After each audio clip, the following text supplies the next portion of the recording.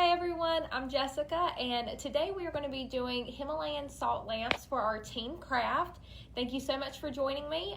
There are still plenty of packets left to come and pick up at the library, so if you want to come pick one up, get an extra entry for this week, then come on in. Just tell us your name whenever you pick that up, and then we'll put you in for the entry for next week's prize. So everything that you need other than the plate is in your packet, so you can just use a plate from at home. So in the packet, you're going to get a paintbrush, you're going to get some Mod Podge in a cup, you're going to get a glass votive. Today I'm going to be using a plastic one so that y'all can have the glass ones. And then you've got plenty of pink Himalayan salt.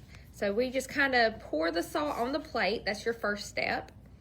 And then what you're going to do is you're going to take your votive and you're going to dip your little spongy brush into the Mod Podge. And you're just going to kind of do a nice little layer around the whole entire thing. And you can do it thick, you can do it thin, just depending on how much salt you want on there. This doesn't take very long.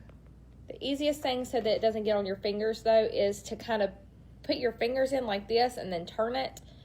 I found that that works a lot better than sticking your fingers in the salt or in the Mod Podge. I'm just going to keep on going around. And just a little bit more.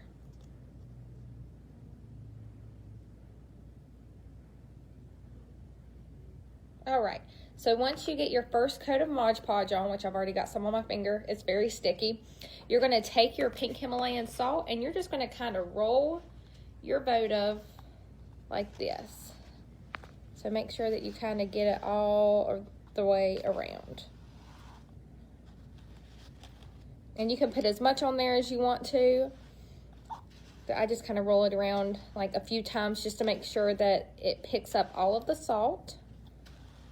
And then you can kind of see that you're kind of getting a little bit of a pinkish color. So once this dries, I would let it dry for about an hour before you try and put your next coat on.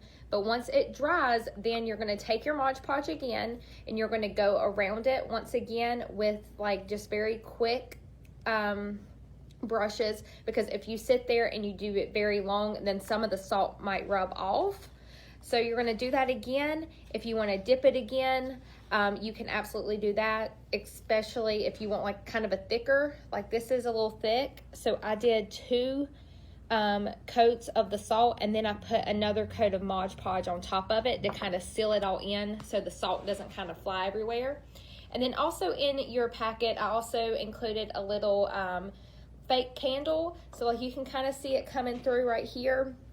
You can see it better in the dark, but and then if your parents have candles at home that you want to actually put in there, whenever the salt gets hot, it releases a mineral, and that is supposed to be healing and very healthy for you, help you breathe. So if you want to put an actual candle in there, that's absolutely fine. Like I said, wait about an hour to do your second coat, and then you can roll it over again.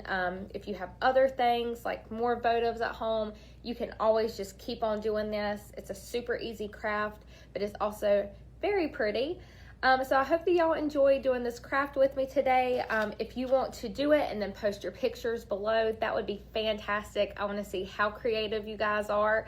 And like I said, we have plenty here. So come by and pick up a packet as soon as you want to. All right, y'all have a great day. Bye.